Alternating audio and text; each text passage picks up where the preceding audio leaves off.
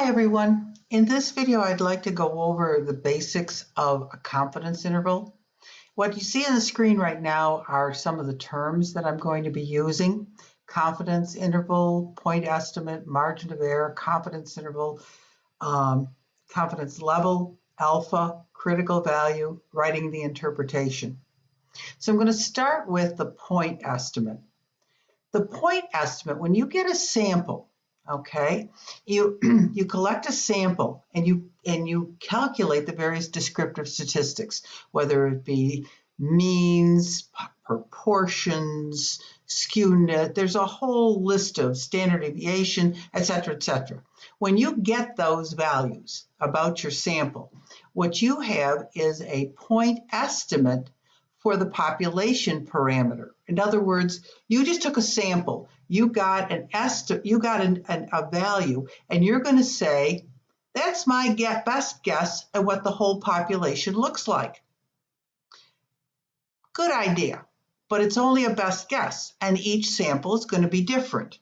So how do we get around that and hope that we can then catch the real parameter of the population? We do that with a confidence interval. It's a range or an interval of values used to estimate that true population. We call it a confidence interval. A lot of times you'll see it abbreviated as CI. So for example, here's an article. Okay, you read the journal articles. You've been doing some of this already, including a statement of the 71 subjects, 70% were absent from smoking after 8 weeks, 90% confidence interval of 58 to 81%. What does that mean? Well, we can use that statement to go back and figure out what the original point estimate was and also what the margin of error is. And we do that by looking at this. So our confidence interval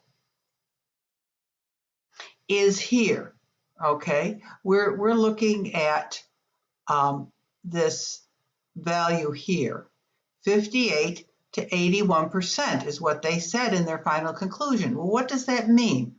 Well, if I subtract 81 minus 58, I get a distance between these two of 23%.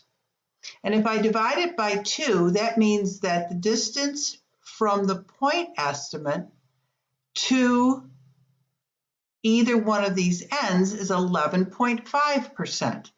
That is what is called my margin of error.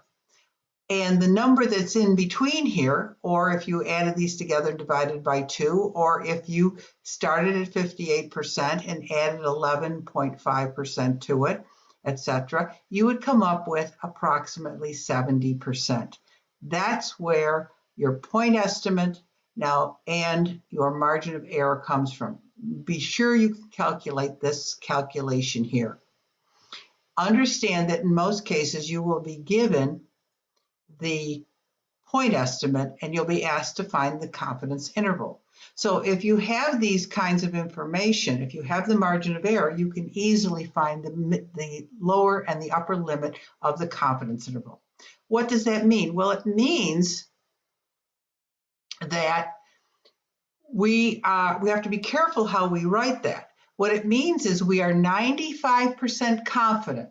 So if I have a 95% confidence interval or I have a 90% confidence interval, it says that we are 95% confident that the interval from 0.058 to 81 actually does contain the true value of the population proportion. So we really believe we caught the true proportion. We're 95% confident. It does not mean that there's a 95% chance that the true value is there. We're just 95% confident that it's there. And by the rules of the various rules that we have for statistics, including the central limit theorem, this is a very, very good indicator. If I take a bunch of samples, most of these samples will end up catching this true mean based on the method that we use. Now, what does it look like? Well, it looks like this. If I have a 95% confidence interval, that means that if I show the data 95%, I'm 95% confident that I'm going to get a value that is within here.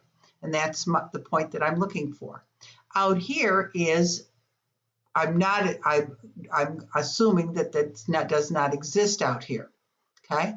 The critical value is that point that lies in between there. And this is a Z critical for a proportion in particular. Now, how do we do all these calculations?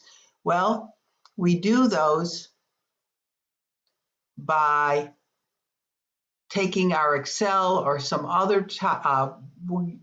technology that we have in order to get those values. Now, critical values, these points that mark off the difference between the confidence interval. Standard critical values for Z. A 90% confidence interval will have an alpha, which is the amount that is risk outside of the confidence interval of not being there. Critical value 1.645, 95% confidence interval will be a 1.96, and a 99% confidence interval will be a 2.575. These are ones you should note. You can look them up in a table anytime, but they're the ones that are used over and over again, so you should use them. So, what are we going to do? This is the concept behind the confidence. Is it a mean or a proportion? If it's a proportion problem, then the confidence interval, we're going to use a prop Z interval off of my Excel template. If we want the sample size, we can actually do the formula and find the sample size, or again, in the Excel template, we'll be able to do that, and I'll show you how that goes. If we have a means test, our confidence interval will depend on whether we know sigma, which is the standard deviation of the population, or whether it's unknown, and that will define which kind of interval that we will be looking for. And again, the sample size, here's the formula for it, but you can use the template to find that as well. So in Excel, in my Excel template that I provided for you, you will see 3 tabs, which we're going to be using for confidence intervals. A Z interval for the mean, a T interval for the mean, and a Z interval for the proportion. In subsequent videos, I'm going to discuss how to use those. Thank you.